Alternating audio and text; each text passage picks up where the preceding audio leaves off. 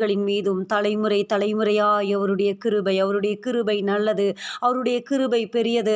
அதனால் மனுபுத்திரர் அவருடைய செற்றிகளின் நிழலிலே வந்து அடைகிறார்கள். அவருடைய கிருபை நல்லது, அவருடைய கிருபை அருமையானது. அவருடைய கிருபை வாழ்நாளெல்லாம் கலிகூர்ந்து நம்மை மகிழும்படி செய்யும். வாழ்வே அவர்தான், வாழ்வே நீர்தானையா என்று நம்ம பாடி துதித்தோம். வாழ்வே அவர்தான், நம்முடைய வாழ்க்கை அவர்தான். வாழ்க்கை அவர் கரத்திலே ஒப்பு கொடுக்கும் போது தாறுமாறான வாழ்க்கையையும் முடிந்து போன வாழ்க்கையையும் இழந்து போன காரியங்களையும் நன்மையாய் மாற்றுகிற தேவன். நன்மை மாத்திரமே உருவானவர். அவரிடத்தில் தீமை சேர்வதில்லை, தீமை ஒன்றும் அவரை அணுகுவது இல்லை. அவரை நம்புகிற அவருடைய பிள்ளைகளுக்கும் அப்படியே அவர் நன்மையானதை தருவார். கர்த்தர் நன்மையானதை தருவார். நம்முடைய தேசமும் தன் விளைவை கொடுக்கும் என்று வேதம் சொல்லுகிறது. நன்மைகளை மாத்திரமே தருகிற நன்மைகளின் நாயகன் இந்த மாலை வேளையிலே நம் மத்தியிலே அவர் இருக்கிறார். தலைகளை தாழ்த்தி வார்த்தைக்கு நேராக கடந்து செல்வோம். நம்ம ஜெபிப்போம். கர்த்தர் நல்லவர். தம்முடைய வார்த்தைகளை நம் மத்தியிலே கொடுக்கும்படியாய் அவரை நம்பி தேவ சமூகத்திலே வந்திருக்கிற நமக்கு அவர் வார்த்தைகளை அருளுகிற தேவனாக இருக்கிறார். எல்லாரும் அப்படியே தலைகளை தாழ்த்தி ஜெபிக்கலாமா? வார்த்தைகளுக்கு நேராக ஹல்லேலூயா. கிருபையை தருகிறவரே, மகிமை அருளுகிறவரே, அப்பா இந்த மாலை வேளையிலே உம்முடைய வார்த்தைகளை எங்களுக்கு கொடுங்கப்பா. உம்முடைய வார்த்தைகள் நல்லது, உம்முடைய வார்த்தைகள் இன்பமானது, உம்முடைய வார்த்தைகளை எங்களை திடப்படுத்தி நடத்தும், உம்முடைய வார்த்தைகளை எங்களை அழியாமல் காத்துக்கொள்ளும், எங்களை சிதையாமல் காத்துக்கொள்ளும். ஆண்டவரே, எங்களை தாழ்த்தி உம்முடைய கருத்திலே கொடுக்கிறோம். எங்களோடு பேசுங்க, இடைவிடுங்க. கர்த்தருடைய நாமம் மாத்திரம் மகிமைப்படுவதாக. எவ்வளவேனும் ஆண்டவரே, நீர் பெருகவும் நான் சிறுகவும் வேண்டும். ஆண்டவரே அப்பா, கரத்தின் நிழலினால் என்னை மூடிக்கொள்ளுங்க. அடியாலை மறைத்து தேவ வார்த்தைகள் வெளிப்படுவதாக. இயேசு கிறிஸ்துவின் நாமத்திலே ஜெபிக்கிறேன் பிதாவே, ஆமேன் ஆமேன். கர்த்தர் நல்லவர். இந்த நேரத்திலும் கூட நம்ம ஒரு சில காரியங்களை தியானிக்க போகிறோம். நீங்கள் எல்லாரும் நோட்டீஸில் பார்த்துருப்பீங்க. தேவ கிருபை, தேவ இரக்கம், அடுத்ததாக தேவ கோபம் என்கிறதான தலைப்பை நான் ஷேர் பண்ணியிருந்தேன். இன்றைக்கு நம்ம பார்க்க போகிறதான காரியம் என்ன அப்படின்னு சொன்னால், தேவ கோபம். நம்ம அதிக இடங்களில் பாருங்கள், தேவ கிருபையை பற்றி நம்ம அதிகமாக பேசுகிறோம். ஆண்டவருடைய கிருபை நல்லது, அவர் கிருபை பெரியது, அவர் கிருபையுள்ள தேவன், அவர் நன்மைகளை தருகிற தேவன் சொல்லிட்டு கிருபையை நம்ம அதிகமாக பார்க்குறோம். இன்றைக்கி அந்த கிருபையை மட்டும் வச்சுக்கொண்டு நிறைய கள்ள ஊழியர்கள் அதை என்ன பண்ணியிருக்கிருக்காங்க அப்படின்னு சொன்னால், கிருபை மட்டும் அப்படின்னு சொல்லிட்டு அந்த கிருபையை வைத்து கொண்டு அவர்கள் என்ன பண்ணுறாங்க அப்படின்னு சொன்னால், ஹைபர் கிரேஸ், சூப்பர் கிரேஸ் அப்படின்னு சொல்லிட்டு கிருபை தான் நல்லது, நீங்கள் என்ன வேணால் பாவம் செய்யுங்க, ஆண்டவர் கிருபையாய் மன்னிப்பார்னு சொல்லிட்டு ஒரு கள்ள உபதேசம் போய்கொண்டிருக்கிறது. ஆண்டவர் கிருபையுள்ள தேவன் தான், அதில் எந்த மாற்று கருத்துமே இல்லை. ஆனால் கிருபையை மட்டுமே பார்க்குற நம்ம ஒன்றை மறந்துடுறோம். என்ன காரியம் அப்படின்னு சொன்னால், கிருபை கிருபை கிருபை அப்படின்னு சொல்லி எங்கெங்கெல்லாம் வருதோ அந்த இடத்துல ஒரு காரியம் கனெக்டிவிட்டி ஆகும். அது என்ன அப்படின்னு சொன்னால், சத்தியம்.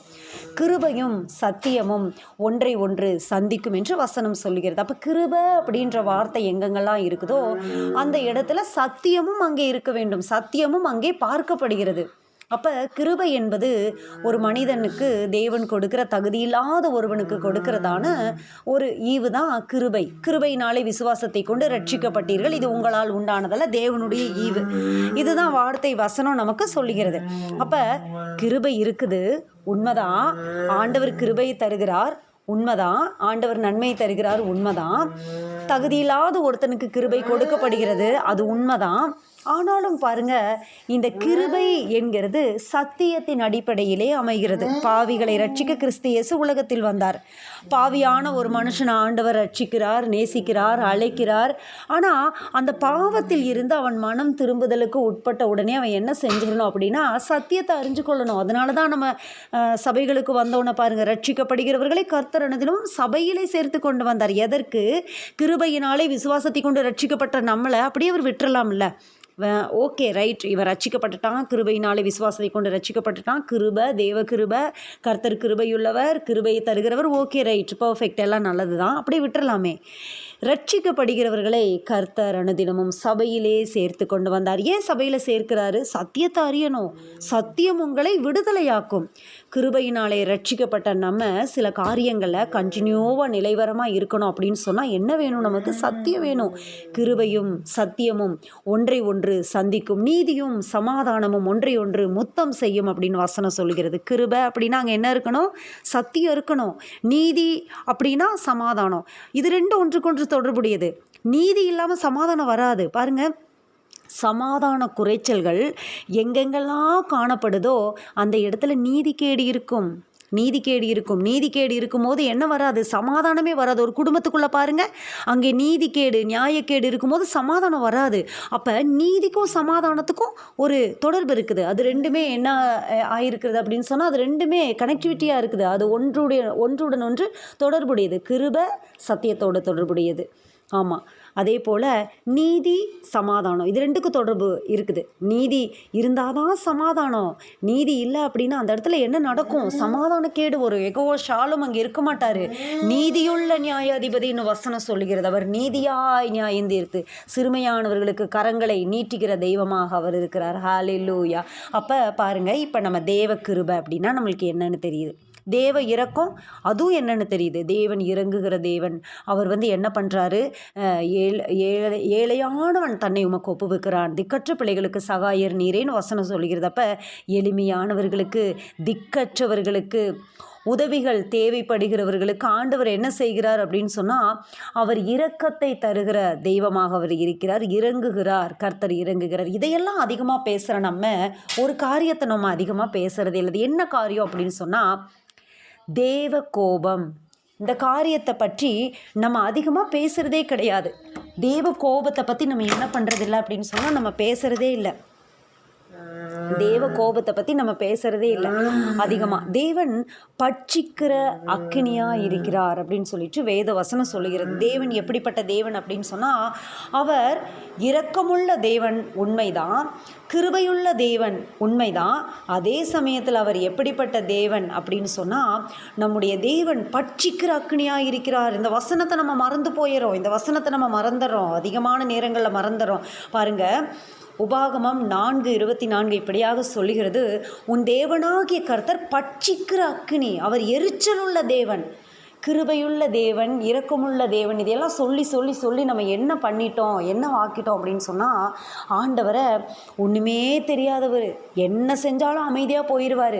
என்ன நீதிகேடு செஞ்சாலும் இன்றைக்கி அப்படி தான் கள்ளோபதேசங்கள் போய்கொண்டிருக்கிறது. பலிபீடத்தில் தைரியமாக பேசுகிறாங்க, நீங்கள் பாவம் செய்யுங்க, இனி செய்ய போகிற பாவத்துக்காகவும் நீங்கள் செய்ய போகிற பாவத்துக்காகவும் நீங்கள் செஞ்ச பாவத்துக்காகவும் ஆண்டவர் சிலுவையில் அறையப்பட்டார், நீங்கள் தைரியமாக இப்படியெல்லாம் பேசுகிறாங்க. துணிகரமாக பலிபீடத்தில் நின்று இப்படி பேசக்கூடிய ஊழியர்கள் இன்றைக்கி பெருகி இருக்கிறாங்க. அப்படி அல்ல. இந்த காரியங்களை பாருங்கள், நம்முடைய தேவன் எப்படிப்பட்ட தேவன் தெரியுமா? அவர் பட்சிக்கிற அக்கினி என்று வேதம் சொல்லுகிறது. உபாகமம் 4:24 அப்படி சொல்லுகிறது. அவர் பட்சிக்கிற அக்கினி.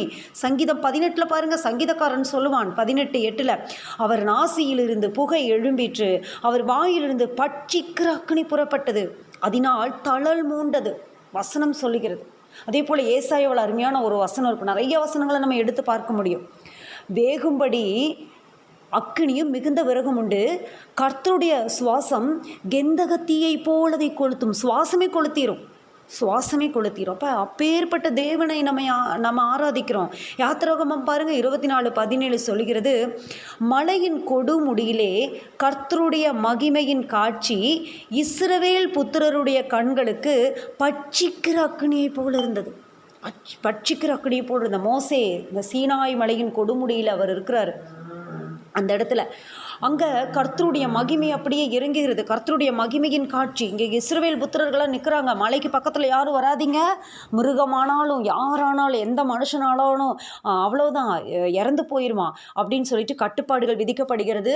இஸ்ரவேல் ஜனங்கள் பார்க்குறாங்க, அங்கே எப்படி இருக்கிறதா, இஸ்ரவேல் புத்திரருடைய கண்களுக்கு பட்சிக்கிற அக்கினி மாதிரி இருக்குது கர்த்தருடைய மகிமை. அவர் பட்சிக்கிற அக்கினி. இந்த காரியங்களை சில நேரங்களில் நம்ம என்ன பண்ணுறோம் அப்படின்னா, தியானிக்க மறந்து விடுகிறதுனால தான் சில துணிகரங்களுக்கு நேராக சபை கடந்து செல்கிறது. துணிகரங்களுக்கு நேராக. அப்போ இப்படிப்பட்ட சத்தியங்களை நம்ம கேட்கணுமா அப்படின்னா கண்டிப்பாக நம்ம கேட்க வேண்டும். காதிற்கு இனிய சில பிரசங்கங்களை கேட்டு கேட்டு கிருபை, இரக்கம், ஆசீர்வாதம், நீங்கள் செழிப்பாக இருப்பீங்க, செழிப்பின் உபதேசங்கள் இன்றைக்கு அப்படி போய்கொண்டிருக்கிறது. இன்றைய நாட்களிலும் சத்தியத்தை சத்தியமாய் சொல்லுகிறவர்கள் இருக்கிறார்கள். அவர்களுக்கு அதிகமான கூட்டங்கள் இல்லை, அவர்கள் பேசப்படுகிறது இல்லை, அவங்க கண்மலையின் வெடிப்பில் ஒளிஞ்சு நிற்கிறாங்க. ஆனாலும் ஆச்சரியமாக இருக்கும். நியாயந்தீர்ப்பு நாளிலே அவர்களுக்கான பலன்கள் அதிகம். ஆண்டவர் அவர்களை அழைத்து கொடுப்பார், ரிவார்ட் கொடுப்பார், அவர் கொடுப்பார். இந்த உலகம் மறந்துடும் அவங்கள. இந்த உலகம் பிரபலங்களை கை கொடுக்கும், பிரபலங்களை என்ன பண்ணும் அப்படின்னு சொன்னால் என்கரேஜ் பண்ணும். ஆனால் ஆண்டவர் நீதியுள்ள நியாயாதிபதி. அப்படி உண்மையாய் சத்தியத்தை சத்தியமாய் சொல்கிறவங்க இருக்கிறாங்க, அப்படிப்பட்டவர்களை ஆண்டவர் கனப்படுத்துவார் பாருங்க. அப்போ நம்ம எந்த காரியத்தை நம்ம தியானிக்கணும் அப்படின்னு சொன்னால் இப்படிப்பட்ட காரியங்களையும் நம்ம தியானிக்கணும். பட்சிக்கிற அக்னி, ஆண்டவர் பட்சிக்கிற அக்னி. அப்போ சபைகளுக்குள்ளே ஒரு தனி மனிதனுடைய விசுவாச வாழ்க்கைக்குள்ளே துணிகரங்கள் வருவதற்கு காரணம் என்ன? துணிகரங்கள், இன்றைக்கு துணிகரம் மிக அதிகமாய். ஆண்டவர் சொன்னார், கடைசி நாட்களில் மனுஷகுமார் இந்த உலகத்திலே வரும்போது விசுவாசத்தை காண்பாரோ, துணிகரம் பெறுகிறோம், மனிதர்கள் உணர்வில்லாதவர்களாக இருப்பாங்க. கடைசி காலத்துக்கான எல்லா அடையாளங்களும் நம்ம கண் முன்னாடி நடந்து கொண்டிருக்கிறது. சில காரியங்களை நம்ம பார்க்க போகிறோம். தேவ கோபம் எதனால ஒரு மனுஷனுடைய வருகிறது? ஏன் தேவன் கோபப்படுறாரு? ஒரு மனுஷனுடைய வாழ்க்கையில் ஏன் தேவ கோபம் வருகிறது? சில நேரங்களில் சில குடும்பங்களுக்குள்ள தேவ கோபாக்கினை பற்றி தெரியாது. ஆனால் அவங்க நினச்சிட்டு இருப்பாங்க பரம்பரையாக இது ஏதோ சாபங்க, ஏதோ வம்சமாக தொடர்ந்து வருது. ஆனால் தேவ கோபம் இங்கே பற்றி எரிந்துட்டு இருக்குதுன்னு சொல்லிட்டு தெரியாது. கண்கள் மறைக்கப்பட்டு இருக்கும்.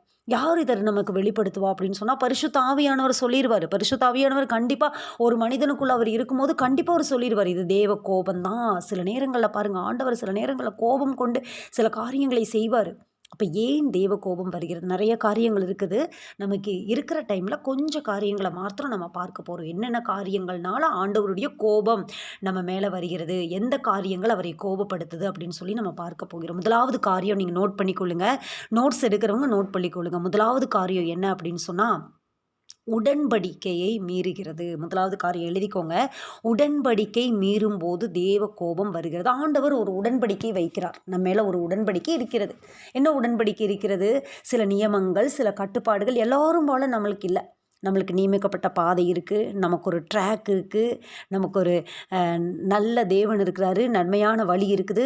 வழியை விட்டு விலகும் போது எச்சரிக்கிற தேவன் நமக்கு இருக்கிறாரு, நல்ல போதகர்களை கொடுத்துருக்கிறாரு. வழி இதுவே, இதிலே நடவுங்கள் என்று உங்களுக்கு பின்னாலே சொல்லும் வார்த்தைக்கு உங்கள் காதுகள் கேட்கும். இப்படி ஒரு ப்ரொசீஜர், ஒரு ரூல் இருக்குது. நம்மளுக்கு ஒரு ரூல் இருக்குது. நம்ம ஏதோ அப்படியே சொல்லி விடப்பட்டவர்கள் அல்ல. இன்றைக்கு வேற்றுமத நம்பிக்கைகளை பாருங்கள், எப்படியோ அவங்க ஆலயத்திற்கு போகலாம். சில சரீர பிரகாரமான சடங்காச்சாரங்கள் கையாளப்படுகிறதே தவிர மெய்யான பரிசுத்தம் என்பது இல்லை, எந்த மார்க்கத்திலுமே இல்லை. இது புதிதும் ஜீவனமான ஒரு மார்க்கம். இது மதம் அல்ல, இது ஒரு மார்க்கம். அநேகர் நம்மளை குறித்து என்ன சொல்கிறாங்க? மதமாற்றம் பண்ணுறோம் அப்படிங்கிறாங்க. ஆனால் இது மதம் அல்ல, இது ஒரு மார்க்கம், புதிதும் ஜீவனமான ஒரு மார்க்கம் இது. அப்போ அவங்களுடைய காரியங்களை பாருங்கள். இது எதற்கு நான் சொல்கிறேன் இந்த இடத்துல அப்படின்னு சொன்னால், வித்தியாசப்படுத்தி பார்க்குற அந்த காரியங்களுக்காக இதை நான் சொல்கிறேன். அப்போ முதலாவது தேவ கோபம் எதற்கு வருகிறது? உடன்படிக்கையை மீறுகிறது, உடன்படிக்கை மீறப்படுகிறது. இதற்கு ஆதாரமாக நம்ம எடுத்துக்கொள்ளலாம் உபாகமம் 29:25. நான் படிக்கிறேன், கவனிங்க. அப்படியே இந்த வசனங்கள் அப்படியே நான் தொடர்ச்சியாக படிச்சுட்டு வரேன். அதற்கு அவர்களுடைய பிதாக்களின் தேவனாகிய கர்த்தர் அவர்களை எகிப்து தேசத்திலிருந்து புறப்பட பண்ணின போது அவர்களோடே பண்ணின உடன்படிக்கையை அவர்கள் உடன்படிக்கையை விட்டு போய் எகிப்து தேசத்திலிருந்து ஆண்டவர் கூட்டிகிட்டு வராரு. பாவத்தின் அடிமைத்தனத்திலிருந்து ஆண்டவர் நம்மளை என்ன பண்ணுறாரு? கூட்டிகிட்டு வராரு. அப்போ கூட்டிகிட்டு வரும்போது சில உடன்படிக்கைகள் நமக்கு கொடுக்கப்படுகிறது. நான் முன்ன சொன்ன மாதிரி தான், நம்மளை ரூல் பண்ணுற ஆண்டவர் ஒருத்தர் இருக்கிறாரு. சில நியமங்கள், அங்கே ஆதாம் ஏவாளை உருவாக்கும் போதே ஒரு ரூல் இருக்குது, அவங்களுக்கு ஒரு ப்ரொசீஜர், இப்படி தான் அப்படின்னு சொல்லிட்டு. அது ஏன் ஆண்டவர் கொடுக்குறாரு அப்படின்னா, ஆமாம், அது நீ கீழ்ப்படியணும், நீ கற்றுக்கொள்ளணும். சில பேர் கேட்பாங்க, புத்தியீனமான சில காரியங்கள் சிலர் அறியாமையினாலே கேட்பது உண்டு. ஏன் ஆண்டவருக்கு தெரியாதா? ஏன் அந்த கனிய தோட்டத்தில் அவர் வச்சார்? வேற எங்கேயாவது கொண்டு போய் மறைச்சி வச்சிருக்க வேண்டியது தானே அப்படின்னு சொல்லிட்டு. ஆண்டவர் அப்படி ஒரு ரோபோட்டை போல நம்ம படைக்க ஆண்டவர் விரும்பலை. சுயசித்தத்தை ஆண்டவர் கொடுத்தார். சுயசித்தம் உண்டு. ஏன் மனிதன் பாவத்தில் விழுந்தான்? பெரிய கேள்வி. சுயசித்தம் உண்டு அவனுக்கு. அதாவது எப்படின்னா, அவன் நினைக்கிறத அவன் செய்யலாம். இதுக்கு பேர் தான் சுயசித்தம். தூதர்களுக்கு சுயசித்தம் உண்டு, நமக்கு சுயசித்தம் உண்டு. சுயசித்தம் அதாவது நாம் நினைக்கிறத நம்ம செய்யக்கூடிய அளவிலே ஆண்டவர் நம்மையும் சரி தூதர்களையும் சரி அப்படித்தான் படைத்தார். அதனால தான் ஆண்டவர் என்ன பண்ணுறாரு, ஒரு ஏஐ ரோபோட் மாதிரி அநேக மெசேஜில் நான் சொல்கிறேன் இந்த காரியம்தான். அப்படியே ஆண்டவர் நம்மளை படைக்கல. ஒரு ரிமோட் சுவிட்ச் ஆன் பண்ணோன்னு அப்படியே நீ என்னை துதின்னு சொல்லிட்டு, ஆண்டவர் உணர்வோட அந்த இருதயங்களை உருவாக்கி முழு மனசோடு நீ என்னை துதிக்கணும்னு பார்க்கறது தான் ஆண்டவருடைய அந்த காரியங்கள். அதனால தான் ஆண்டவர் அந்த காரியங்களை செய்தார், ஒரு ப்ரொசீஜர் அங்கே வைத்தார். இங்கே சகல விருட்சங்களும் உனக்கு உண்டு, ஆனால் ஒரே ஒரு விருட்சம், அதை நீ புசிக்கக்கூடாது. ஆனால் அது மேலே தான் கண்ணு போகுது. மனுஷன் அப்படியாக டிசைன் பண்ணப்பட்டிருக்கான். எது வேண்டாமோ எது தேவையில்லையோ அதையே நினைக்கும், அதையே நாடும். பிள்ளைங்கக்கிட்ட சொல்லுவாங்க பெற்றவங்கப்பா, நீ இதை மட்டும் கை வைக்கக்கூடாது, இது அவ்வளவுதான். ஆனால் பிள்ளைங்களுக்கு என்ன நினைக்கும், அதையே போய் பார்க்கணுன்னு தோணும். அதே போல் தான் நம்மளும் அப்படி தான் இருக்கிறோம் இல்லையா? மனிதன் அப்படியாக டிசைன், அவனுடைய அந்த காரியங்கள் அப்படி. அங்கே தேவ உடன்படிக்கை, தேவன் மனிதனோடு செய்த உடன்படிக்கை மீறும் போது அந்த இடத்துல என்ன ஆகுது? பாவம் வருகிறது.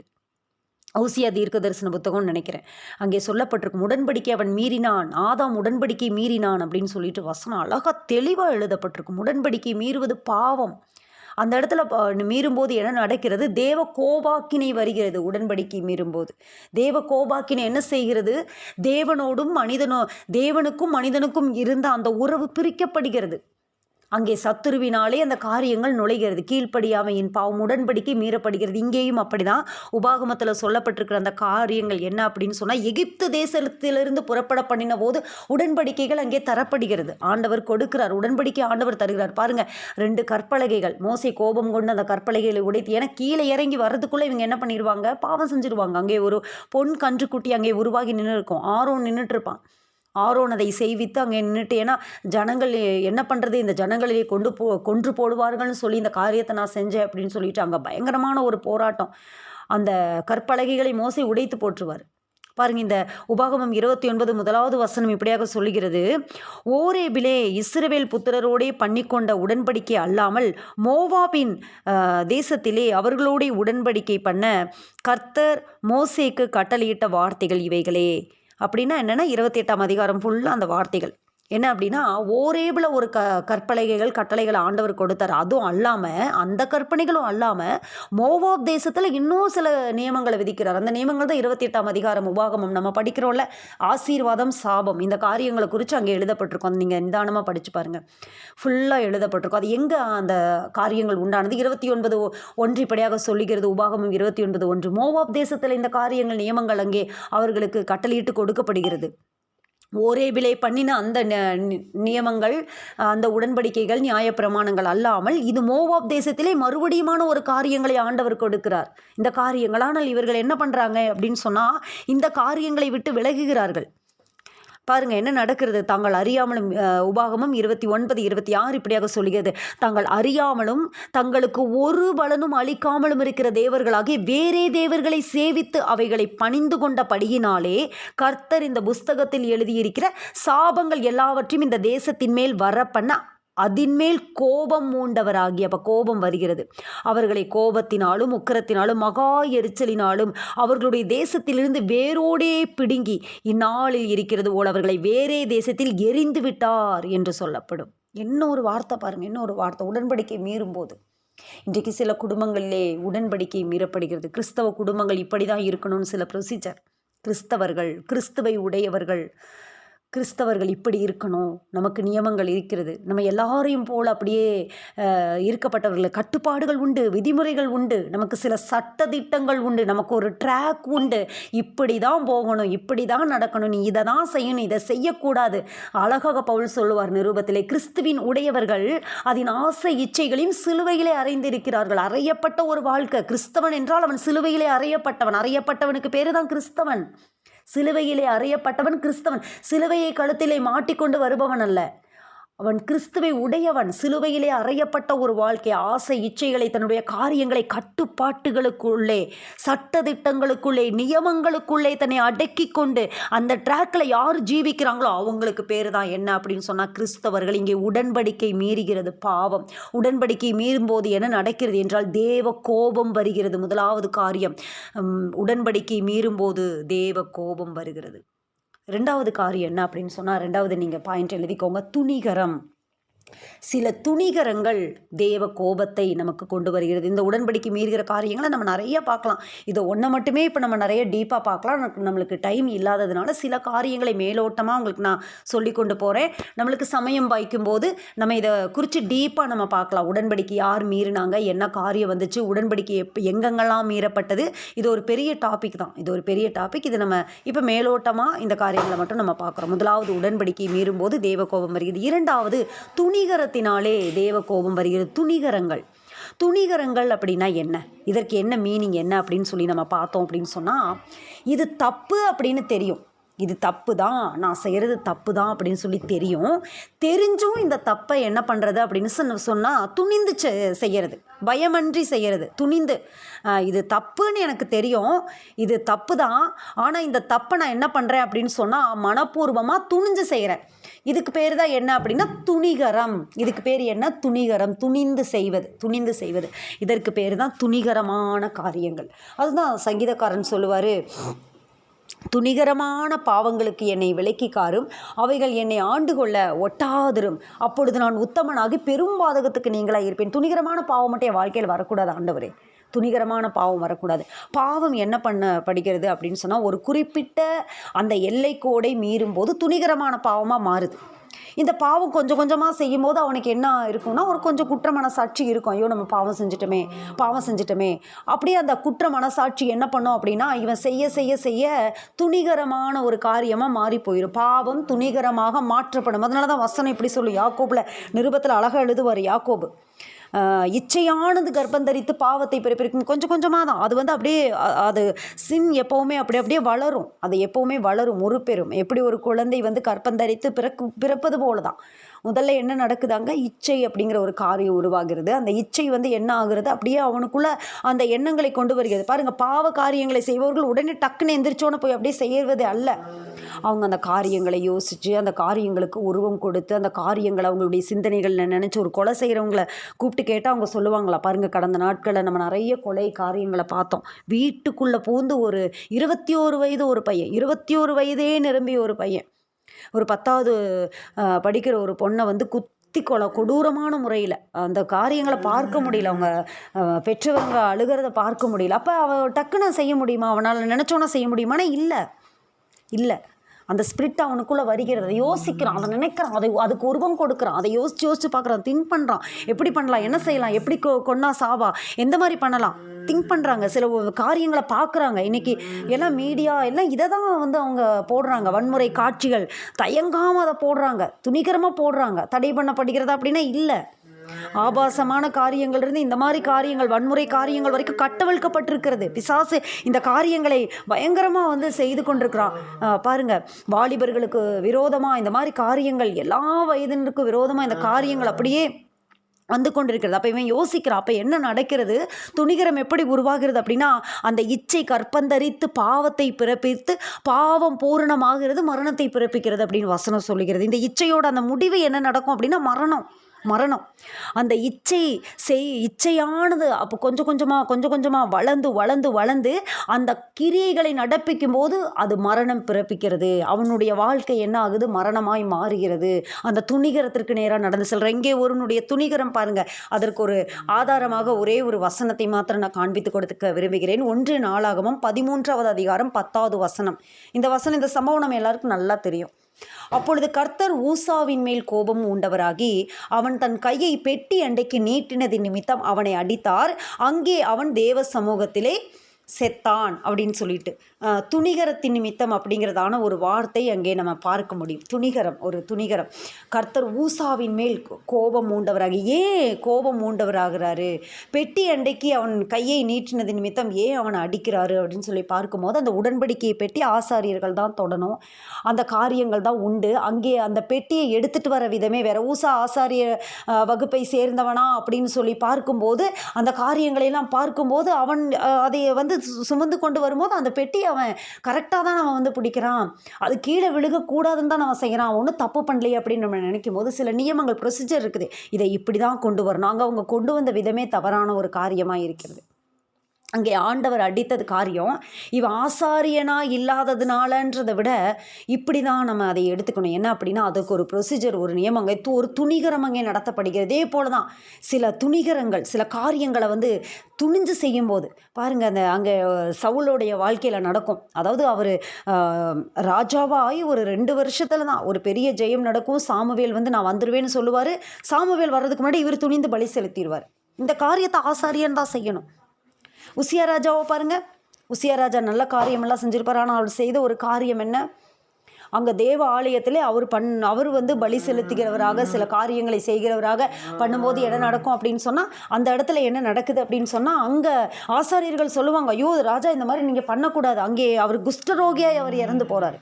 இப்போ சில துணிகரங்கள் தேவ கோபம் அங்கே வருகிறது. துணிகரங்கள் இன்றைக்கு நம்முடைய வாழ்க்கையிலே அப்படிப்பட்டதான துணிகரங்கள் இருக்கிறதா அப்படின்னு சொல்லி நம்ம சிந்திக்க வேண்டும். துணிகரங்கள் தேவ கோபத்தை கொண்டு வரும். துணிகரமான காரியத்துக்கு நம்ம வந்து என்ன பண்ணணும் அப்படின்னு சொன்னால், விலகி காத்துக்கொள்ள வேண்டும்.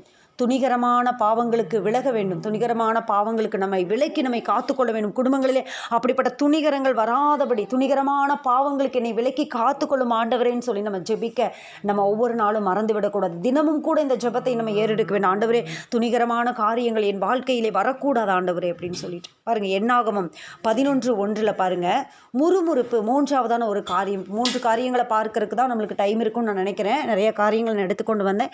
இன்னொரு நாள் நம்ம சமயம் இருக்கும்போது சில காரியங்களை நம்ம பார்ப்போம். அடுத்தது என்ன அப்படின்னு சொன்னால், முறுமுறுப்புகள் தேவனுடைய கோபத்தை நம்முடைய வாழ்க்கையிலே கொண்டு வரும். முறுமுறுப்பு ஆண்டவருக்கு பிடிக்காத ஒரு காரியம். பிடிக்காத ஆண்டவருக்கு முறுமுறுத்து சங்காரக்காரனாலே அழிக்கப்பட்டார்கள். முறுமுறுத்த ஆண்டவர் என்ன பண்ணிடுவார்? சங்கார தூதன் அனுப்பிடுவார் உள்ள. முறுமுறுப்பு ஆண்டவருக்கு பிடிக்காது. முறையிடுகிறது பிடிக்காது. பாருங்க, ராகேல் முறையிடுவா யாக்கோபு கிட்ட, எனக்கு பிள்ளை கொடும் அப்படின்னு சொல்லிட்டு.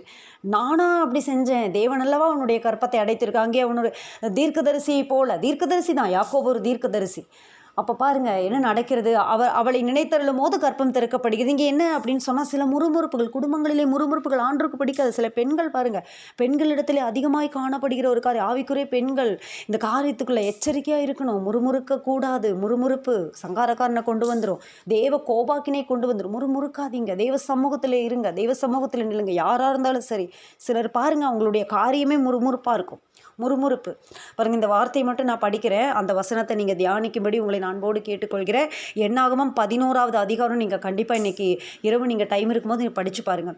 பின்பு ஜனங்கள் முறையிட்டு கொண்டிருந்தார்கள். அது கர்த்தருடைய செவிகளில் பொல்லாப்பாக இருந்தது. கர்த்தர் அதை கேட்டபோது அவருடைய கோபம் உண்டது. கர்த்தருடைய அக்கினி அவர்களுக்குள்ளே பற்றி எறிந்தது. அக்கினியே இறக்கிட்டார். கோபம் வந்து ஆண்டவர் என்ன பண்ணிட்டாரு?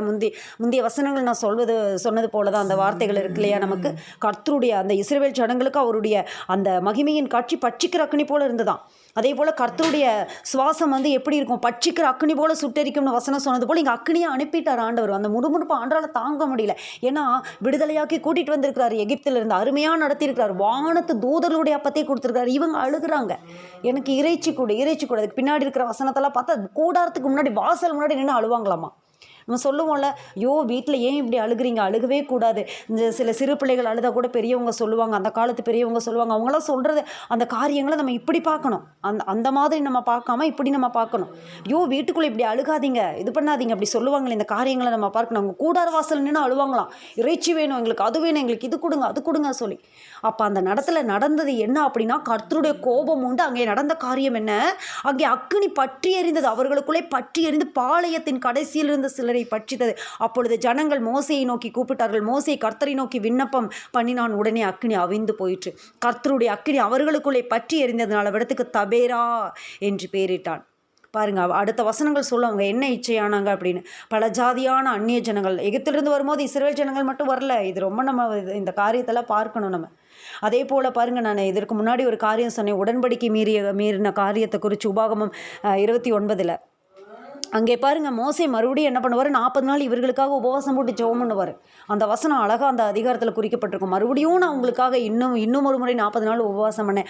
அப்புறம் தான் உங்களை விட்டு ஆண்டவருடைய கோபம் நீங்குச்சு. அப்போ இந்த கோபமெல்லாம் வரும்போது ஜெபம் பண்ணி உபவாசம் பண்ணி மோசே இங்கே நிற்கிறாரு. ஆனால் இந்த ஜனங்கள்னால என்ன நடக்குது? மோசையே கானானுக்குள்ளே போக முடியாத ஒரு சூழ்நிலைக்குள்ளே மோசை மேலேயே கோபம் வர்ற அளவுக்கு ஆயிடுச்சு. ஆரோன் மேலேயே ஆண்டவர் கோபப்படுற அளவுக்கு அந்த காரியங்கள் நடக்கும். அதை நம்ம நல்லா தியானித்து நம்ம டீப்பாக நம்ம அந்த உடன்படிக்கை மீறுகிற காரியங்களை குறித்து நம்ம பார்க்கும்போது அதை நம்ம டீப்பாக நம்ம தியானிக்கலாம். அந்த காரியங்களை பாருங்கள். இந்த இடத்துல என்ன நடக்குது? முறுமுறுப்பு. கர்த்தருடைய அக்கினி அங்கே பற்றி எரிகிறது. எகிப்திலே கிரயமில்லாமல் நாங்கள் அதெல்லாம் சாப்பிட்டோம், இதெல்லாம் சாப்பிட்டோம் அப்படின்னு சொல்லிட்டு. அப்போ இன்றைக்கு 3 காரியங்களை ஆண்டவர் நமக்கு உணர்த்தி இருக்கிறார். தேவ கோபம் ஏன் வருது? உடன்படிக்கை மீறினா தேவ கோபம் வரும். துணிகரமாக இருந்தால் தேவ கோபம் வரும். 3ஆவதான காரியம் என்ன அப்படின்னு சொன்னால், முறுமுறுப்பு தேவ கோபத்தை கொண்டு வர. அப்படியே நம்ம செபிக்க போகிறோம். ஹல்லேலூயா, ஹல்லேலூயா. நாளைய தினத்திலே ஆண்டவரே பரிசுத்த பந்தி இருக்குதுப்பா. ஆண்டவரே பரிசுத்த பந்தியிலே நாங்கள் கை போடணும். தேவ கோபாக்கினையோடு நாங்கள் ஆண்டவரை எடுத்துடக்கூடாது. தேவ கோபம் ஆண்டவரே. தேவன் உன் வார்த்தைகளினாலே கோபம் கொண்டு உன் கைகளின் கிரியை அழிப்பானே. தேவன் உன் வார்த்தைகளினாலே, வார்த்தையால் கோவப்படுத்துகிறோமா, செயல்களினால கோவப்படுத்துகிறோமா? சில துணிகரங்கள் நம்முடைய வாழ்க்கையிலே காணப்படுகிறதா? உடன்படிக்கை மீறி இருக்கிறோமா? சில காரியங்கள் இருக்கிறதா? அல்ல செபிக்கலாம். ஆண்டவரே, ஒரு விசியாய் தகுதிப்படுத்துங்கப்பா, தகுதிப்படுத்துங்க. ஹல்லேலூயா. பாளையத்தின் கடைசியில் இருந்த சிலரை பட்சித்தது எங்களை தேவ கோபம் பட்சிக்காதபடிக்கு எங்களுடைய எல்லைகளிலே ஆண்டவரே சமாதானம் இருக்க, எங்களுடைய எல்லைகளிலே ஆண்டவரே தேவ இரக்கம், தேவ கிருபை எங்களை மூடிக்கொள்ள, ஆண்டவரே எல்லா தேவ கோபாக்கினும் எங்களை விட்டு விளக்க, ஆண்டவரே தேவன் அப்பா எங்களை மூடிக்கொள்ளும்படியாய் ஆண்டவரே இந்த மாலை வேளையில் நாங்கள் செபிக்கிறோம். கிருபை எங்களை மூடிக்கொள்ளட்டும், கிருபையின் கரம் எங்களை மூடிக்கொள்ளட்டும். எல்லா கோபாக்கினும் எங்களை விட்டு விளக்குங்க ஆண்டவரே. தேவன் எங்களுக்கு கிருபையுள்ளவராயிருங்க. அதனாலதான் பரிசுத்தவான்கள், ஊழியக்காரங்க பழைய ஏற்பாட்டில் பாருங்க, இப்பவும் பாருங்க, புதிய ஏற்பாட்டிலையும் பாருங்க, கிருபையுள்ளவரா உனக்கு இருக்க கடவர். ஹல்லேலூயா. அந்த வார்த்தையை சொல்லி ஆசீர்வதிப்பாங்க. ஆண்டவரே எங்க மேல கிருபையுள்ளவராயிருங்க. கரங்களை உயர்த்தி சொல்லுங்க. ஆண்டவரே தேவ கோபாக்கின் எங்க குடும்பத்தின் மேல, ஆண்டவரே துணிகரத்தின் நிமித்தம், சில காரியங்கள் நிமித்தம் யோபுவுக்கு இந்த எச்சரிக்கை உணர்வு இருந்தது. ஒவ்வொரு நாளும் அந்த பிள்ளைகளுக்காக அவர் பாரப்பட்டார். ஐயோ, என் பிள்ளைங்க ஏதாவது பண்ணியிருப்பாங்களோ, பலி செலுத்தினாரு, எல்லா காரியங்களையும் செலுத்தினாரு. ஆண்டவரே நாங்கள் ஜெபிக்கிறோம் ஆண்டவரே. அப்பா இந்த நேரத்தில் கூட கர்த்தாவே எங்கள் பிள்ளைகளுக்காக, எங்கள் குடும்பத்துக்காக, எங்கள் வாழ்க்கை துணைக்காக தேவ கோபம் எங்கள் குடும்பத்தில் வந்துடக்கூடாது ஆண்டவரே. தேவ கோபம் வந்துடக்கூடாது, கோபாக்கினைக்கு மேலே வந்துடக்கூடாது. நாளைய தினத்தில் பரிசுத்தத்தோடு ஆண்டவரை சுத்திகரிக்கப்பட்டவர்களாக ஆண்டவரை ஆசரிக்க ஆண்டவரே. ஹல்லேலூயா. கரை நீக்கி ஆண்டவரே அப்பா நாங்கள் எங்கள் கரங்களை எல்லாம் கழுவி ஆண்டவரே பரிசுத்த பந்தியில் ஆண்டவரை பங்கு கொள்ள கிருபை தாங்க. கிருபையின் கரம் எங்களை மூட அர்ப்பணிக்கிறோம். கிருபையின் கரம் ஆண்டவரே. ஹல்லேலூயா. ஆண்டவரே எங்கள் ஒவ்வொருவரையும் மூடிக்கொள்ளட்டும் ஆண்டவரே. நன்றியோடு நாங்கள் துதிக்கிறோம் ஆண்டவரே. துதிக்கிறோம் ஆண்டவரே. எங்களை பரிசுத்தப்படுத்துங்க ஆண்டவரே. கிருபையின் கரம் எங்களை மூடிக்கொள்ளட்டும். அந்த ஒவ்வொரு பிள்ளைகளையும் ஆசீர்வதிங்க. கிருபையுள்ளவராய் எங்களுக்கு இருங்க ஆண்டவரே. உம்முடைய கிருபையும் உம்முடைய உண்மையும் எங்களை காக்க கடவது. ஹல்லேலூயா. கிருபையுள்ளவரே ஆண்டவரே அப்பா. யார் குடும்பத்தின் மேலாவது தேவ கோபாக்கினை இருக்குமானால் பரிசுத்த ஆவியானவர் தெளிவாய் ஆண்டவர் எங்களோடு இடைபெற்றிருக்கிறீர். உணர்த்துங்க. இந்த கோபமெல்லாம் மாறட்டும் ஆண்டவரே. நாங்கள் அப்பா சத்தியத்திலே நடக்க ஆண்டவருடைய வழிகளிலே நடக்க எங்களை பரிசுத்தப்படுத்துங்க. நாளை தினத்திலே ஆராதனையில் கூட கர்த்தாவே நாங்கள் விடுதலையோடு ஆராதிக்க ஆண்டவரே அப்பா, நாங்கள் ஒப்புரவாக ஆண்டவரே ஒரு விடுதலையின் ஆராதனை நாங்கள் ஏறெடுக்க, சத்தியம் எங்கே எங்கள் விடுதலை. ஹல்லேலூயா. விடுதலையோடு நாங்கள் ஆராதிக்க தேவன் கிருபை பாராட்டுங்க. கிருபையின் கரம் எங்களை மூட ஒப்பு கொடுக்கிறோம். தொடர்ந்து நடத்துங்க. பரிசுத்த பந்தியில் உடன்படிக்கை நாங்கள் ஆண்டவரே அப்பா, அது உடன்படிக்கை ஆண்டவர் நமக்கு கொடுத்த உடன்படிக்கை. ஆண்டு சொல்லியிருக்காரு, இதோ நான் என் பிதாவின் ராஜ்யத்திலே நவமானதா இதை புசிக்கும் அளவு நான் புசிக்க மாட்டேன். ஆனால் நீங்கள் நினைவு கூறுங்க, நீங்கள் செய்யுங்க, நீங்கள் நினைவு கூறுங்க. பந்தி அசுற்ற பண்ணாதீங்க, பந்தி எடுங்க, பந்தி அசுற்ற பண்ண வேண்டாம். நினைவு கூறுதல், அவருடைய மரணத்தை தெரிவிக்கிறீர்கள், உயிர்த்தெழுதலை அறிவிக்கிறீர்கள், பிரகடனப்படுத்துகிறீர்கள். ஹல்லேலூயா. அந்த பந்தியில பரிசுத்த சிந்தையோட, பரிசுத்த உள்ளத்தோட ஹல்லேலூயா பங்கு பெறுங்க. ஆண்டவர் நமக்காக கொடுத்த அவருடைய சரீரம், அவருடைய ரத்தம் என்கிற உணர்வு காணப்படட்டும். நம்முடைய சபைகளிலே பரிசுத்த பந்தி இந்த ஆராதனை அசட்டை பண்ணாதபடி ஹல்லேலூயா ஒவ்வொருவரும் நாங்கள் இதை எடுக்க எங்களுக்கு கிருபை தாங்க. ஞானஸ்நானம் எடுக்காதவங்க ஞானஸ்நானத்தை பெற்றுக்கொள்ளுங்க. ஞானஸ்நானம் ஆண்டவரோடு ஒரு புதிய உடன்படிக்கை பண்ணிக்கொண்டு அந்த உடன்படிக்கையிலே நீங்கள் பங்கு கொள்ளணும். அந்த காரியங்களை நீங்கள் செய்யுங்க. ஞானஸ்நான பாவத்துக்கு மரித்து நீதிக்கு பிழைக்கணும். ஞானஸ்நானத்துக்கு ஒப்பு கொடுக்காம யாராவது இருக்கிறீங்களா? ஆவியானவர்களோடு கூட பேசுகிறார். சீக்கிரம் ஞானஸ்நானம் எடுங்க.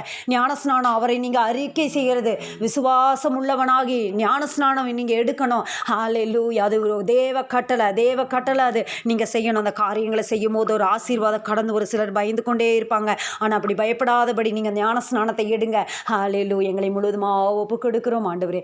கிருபையும் சத்தியமும் எங்களை காக்கட்டும் ஆண்டவர். தேவ கோபம் வராதபடி எங்களை மூடிக்கொள்ளுங்க, பாதுகாத்துக் கொள்ளுங்க. இந்த அபார்த்தை ஆசீர்வாதமாக்கி கொடுங்க.